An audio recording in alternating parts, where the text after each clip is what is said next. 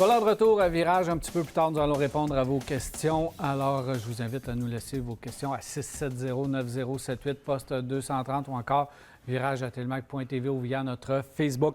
Marc, on parle beaucoup dans la région de Québec du système de transport en commun, donc du réseau de transport structurant qui peut prendre n'importe quelle forme. On ne sait pas trop dans quelle direction que ça va aller, ni de quelle façon c'est venu au monde. Il y a une question du public. En fait, j'en ai eu deux, trois.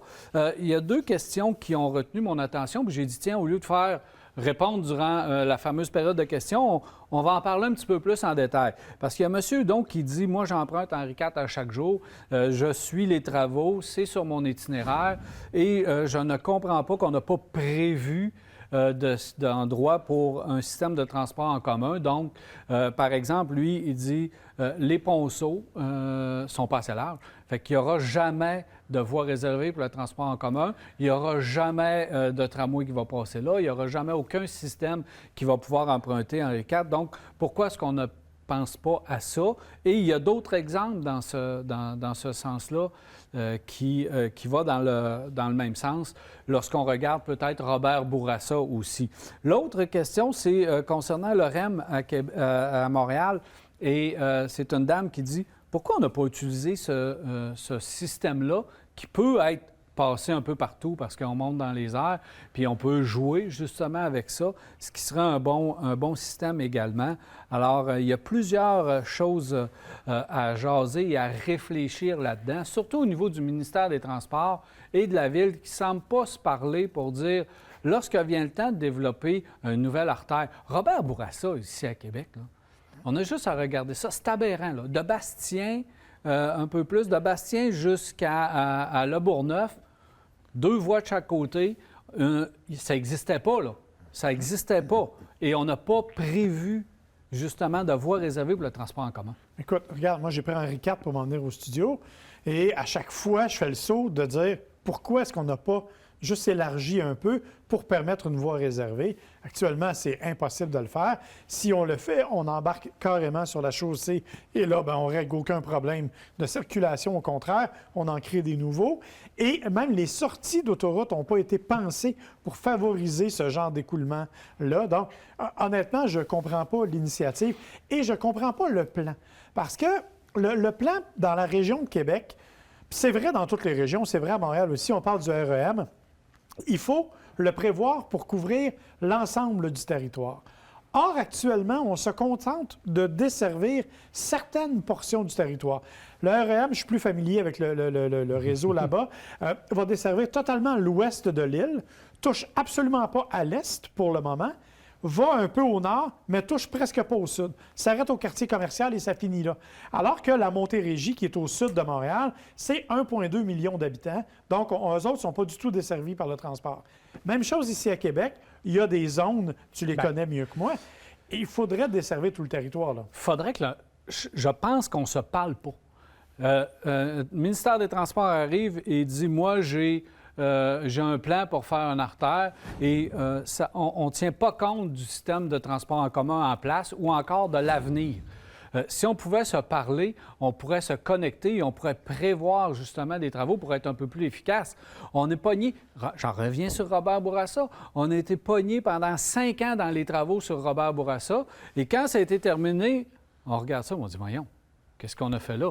Pour le système de transport en commun, vous l'avez vu, la voie réservée de Le Bourgneuf jusqu'à l'Université Laval, à un moment donné, ça disparaît littéralement entre des murs de béton. C'est une catastrophe, cette affaire-là, au lieu de justement prendre de l'espace et de prévoir quelque chose pour plus tard, pour dire on se met 2 voies dans le centre d'un bout à l'autre, de l'université jusqu'à Bastien, puis ça sera des autobus, ça sera un train de banlieue, ça sera un tramway. On va desservir, mais on va avoir quelque chose de prévu. Il n'y a rien qui est prévu. Le ministère des Transports fait des affaires de son bord. Le maire nous arrive avec un projet qui dit, bon, OK, on va partir de Saint-Augustin, on finit à quelque part perdu dans une rue étroite de Charlebourg. Parfait. Ça dessert quoi? Là, on dit, pourquoi tu pars de Saint-Augustin? Ah, ça prend un garage. Plus tard, on apprend qu'il y a peut-être un système là, d'habitation, un développement qui est prévu là. Mais le maire fait construire un centre Vidéotron de 400 millions, déplace le grand marché du Vieux-Port à Exposité. Puis son projet ne va même pas chercher ça, ne va même pas chercher l'aéroport. Donc, c'est quelque chose qui n'est pas complet, alors qu'on aurait dû peut-être dire, bien, nous autres, à Québec, ça nous prend une boucle. Là. Ça prend une boucle pour la Rive-Nord, ça prend une boucle de la Rive-Sud, puis les deux, on doit s'attacher ensemble. Là, on commence vraiment, je pense que le parti politique en place veut vraiment voir, on va aller chercher les banlieues. Et si on avait présenté ça pour dire oui, dans une phase 1, on fait ça. Dans une phase 2, on va aller chercher les banlieues un peu plus haut.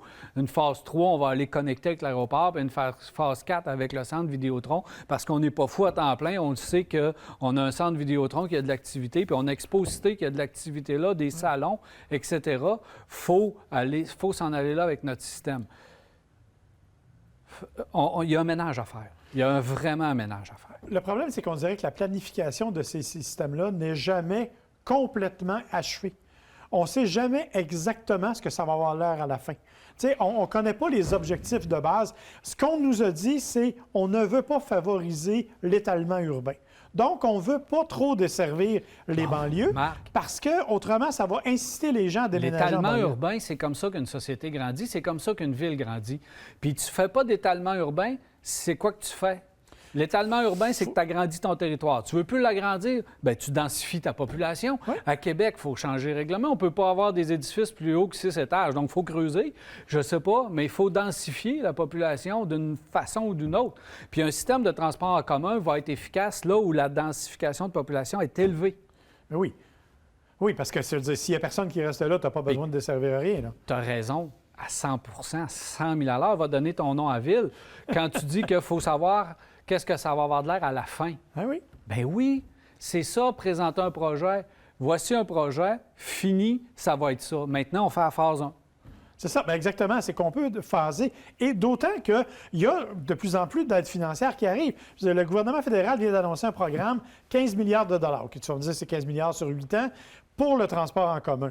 Mais au moins, c'est ça. Donc, il y aura de l'argent disponible. Mais pour ça, il faut avoir un projet qui se tient et un projet qui dessert la région. Je le répète, il faut desservir le territoire qui est déjà occupé. Je suis d'accord de dire qu'on n'a pas à s'étaler plus loin, mais au moins, il y a des territoires importants. La Rive-Sud, Lévis, c'est quand même important. Au nord, Val-Bélair et tout ça. C'est des secteurs où il y a beaucoup de résidents. Ces gens-là veulent venir au centre-ville comme tout le monde et il faut les desservir. Actuellement, le projet ne prévoit pas de desservir ces gens-là. Bien non. Un tramway qui va est-ouest, toute la congestion est nord-sud.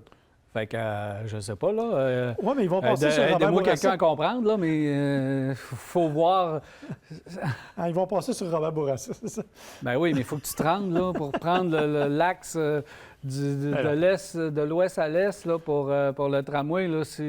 Ceux nord-sud, ils vont faire comment pour se rendre là? Bien, ça va être... Ils vont être desservis de quelle façon? Puis là, les partis politiques en place disent oui, on va des connexions des banlieues vers le réseau structurant. Ça prend des stationnements incitatifs, ça prend des façons de s'y rendre. Alors, on va essayer de démêler tout ça, mais il y a un travail de repenser toute l'affaire puis de la représenter de la bonne façon. Et je te dirais que Québec n'est pas le seul endroit. Regarde ce qui se passe à Montréal. Là. Le ministère des Transports a de l'air à faire ce qu'il veut. Ouais, n'importe quand.